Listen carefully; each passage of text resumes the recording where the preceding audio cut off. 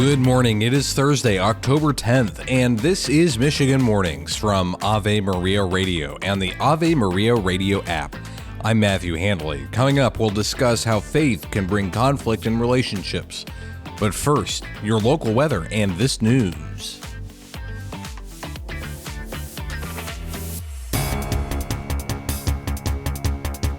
The start of a federal trial over the Flint water crisis is being delayed until October 29th.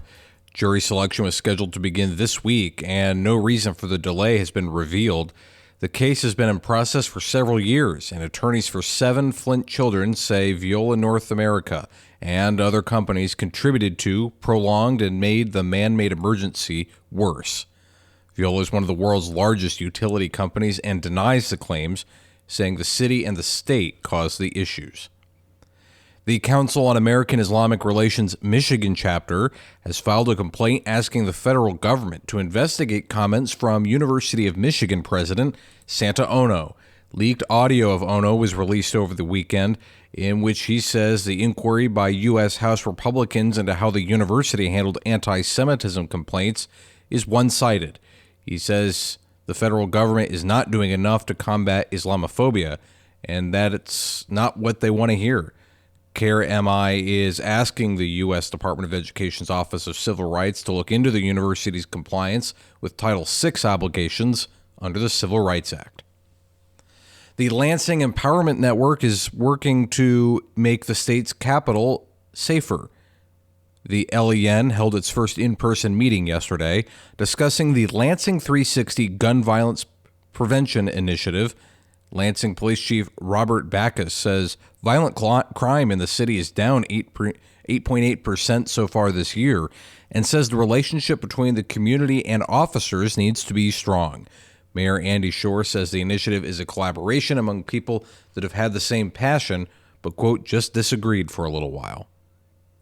Police found 72 stolen political signs at a Charlevoix County home of a 27-year-old man. Charlevoix County Prosecutor Christopher Tholen says a homeowner in a neighboring county placed an Apple AirTag into a sign, and a camera was placed over the area, and it was stolen on Monday. It was then tracked to the suspect's home. He'll be charged with larceny and concealing stolen property. And the Tigers shut out the Guardians to take a 2-1 lead in the ALDS. Detroit topped Cleveland 3-0 in Game 3 at Comerica Park. Brant Herter was credited with the victory after striking out one batter without allowing a run over 3 1/3 innings of work. Tyler Holton secured his first save of the postseason after pitching a scoreless top of the 9th. Riley Green, Matt Vierling, and Spencer Torkelson each drove in a run. Tigers manager A.J. Hint says the pitchers have been great. Game 4 is at 6 p.m. today at Comerica Park and is being broadcast on TNT. This is Michigan Mornings from Ave Maria Radio. Now this. Never miss an episode of Michigan Mornings. Get each show delivered to your email inbox every morning by subscribing at purplecatholic.com. That's purplecatholic.com.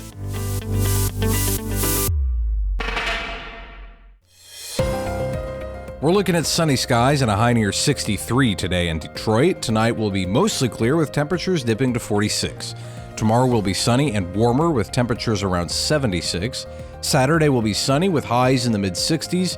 The rain returns Saturday night into Sunday. Sunday will have temperatures around 60. Right now we have clear skies in Detroit and it is 45. This is Michigan Mornings from Ave Maria Radio. We have a frost advisory in effect until 9 a.m. this morning in Saginaw. For the rest of the day, we're looking at sunny skies and a high near 65. Tonight will be mostly clear with lows dipping to 44. Tomorrow will be sunny and warmer with temperatures around 80. Saturday will be mostly sunny with highs in the mid-60s. The rain returns Saturday night into Sunday. Sunday will have temperatures around 60. Right now, we have clear skies in Saginaw and it is 36.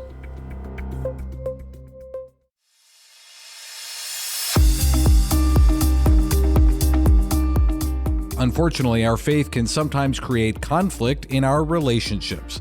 A recent caller on More to Life asked if he should attend a baptism for one of his siblings' children, knowing the child won't be raised in the faith. Here's Dr. Greg and Lisa Popchek's answer. the short answer, Michael, is that yes, you can, and I think should go to the baptism. You should go for sure. And the baptism, because you asked our screener this too, the baptism is valid. Because as long as everybody does at the baptism what the church and what God asks them to do, as long as the priest baptizes the child in the name of the Father and the Son and the Holy Spirit, then that is a valid, with water, that is a valid baptism. Now, obviously there are problems here, and unfortunately, sacraments like baptism have become more of a cultural thing for a lot of people, and that's a failure on formation on our part. But that said, the baptism certainly is valid, and you being present does not create scandal in any way. In fact, it gives you the opportunity to witness to what this should really all be about. And honestly, and I'm sorry, Michael, because on top of this, it's such a slap in the face to you and your wife. I mean, here you are as these faithful Catholic people, and you weren't asked to do this. And obviously it's for, reasons because they don't want to get too close to real Catholicism yet. But baptizing their child is leaving a door open a little bit. There's that crack. The door's not locked. And so you don't want to do something that's going to forbid you in some way for being part of this child's life, from being an influence in your family's life, for you to sort of, without having to say it out loud, because we all take those promises, right, that we will all support the parents in raising these children to be Catholic, for you to sort of be the behind-the-scenes godparents, you and your wife, of this child, to take upon yourself that you will be praying for this child. You will be trying to be a good and virtuous influence for this child. More to Life is on weekdays at 10 a.m. here on Ave Maria Radio and streaming with the Ave Maria Radio app.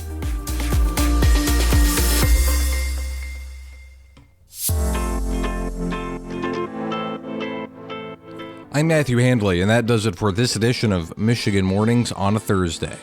Stay tuned to Ave Maria Radio for more inspiring, engaging Catholic content. Lord willing, I will talk to you again tomorrow. And until then, goodbye.